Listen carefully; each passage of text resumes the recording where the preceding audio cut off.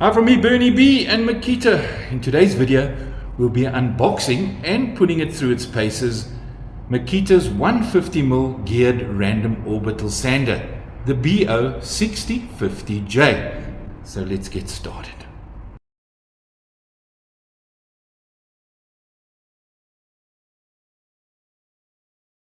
The Makita random orbital sander has a 750 watt motor and weighs 2.6 kilograms.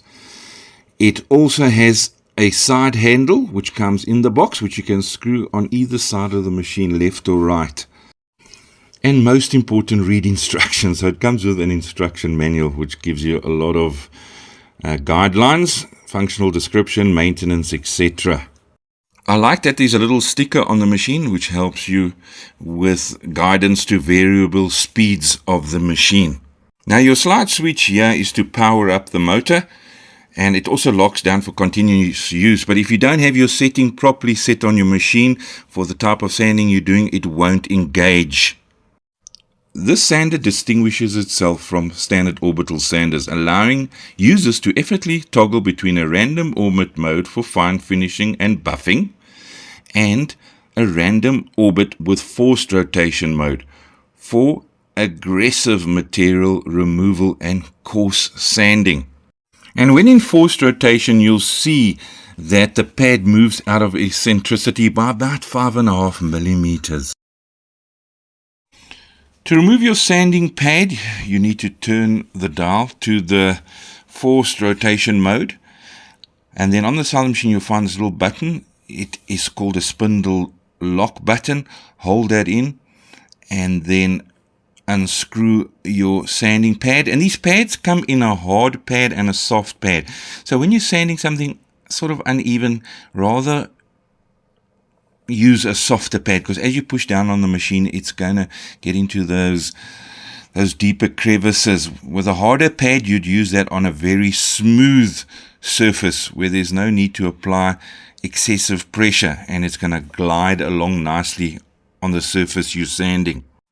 Screw the side grip on the tool securely, and the side grip can be installed on either side of the tool. On the back of your machine is the speed adjusting dial, and the rotating speed can be changed by turning the speed adjusting dial to a given number setting from 1 to 5. Higher speed is obtained when the dial is turned in the direction of number 5. Make sure you always buy the right size sanding disc and that those holes align up with the sanding pad of the machine. And remember, the sanding discs are Velcro, so they attach to the underside of the pad quite easily, and you get different grits of sandpaper. Like a 40 grit has the ability to remove material rapidly. An 80 grit is for sanding bare wood to prepare it for varnishing and finishing. 100 to 120 grit, it cannot remove varnish or paint. It's more for cleaning and prep.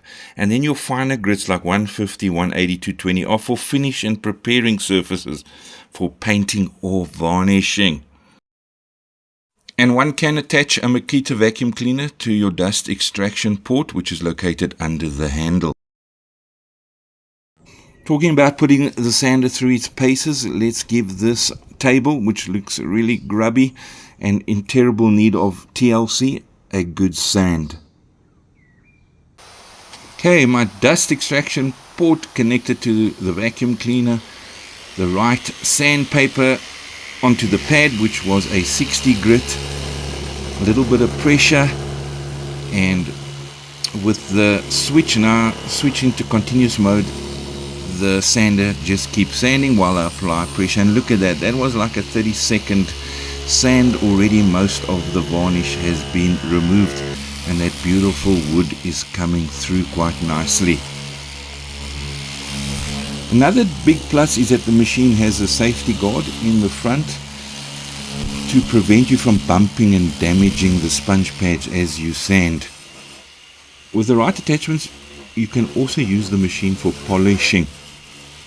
Now, Makita's orbital sanders are incredibly versatile and they're suitable for a wide range of projects like preparing, smoothing, or for final finishing.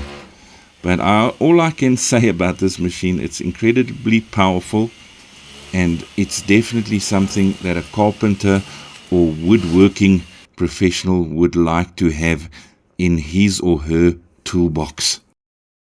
So go sand away. That's it from me, Bernie B and Makita.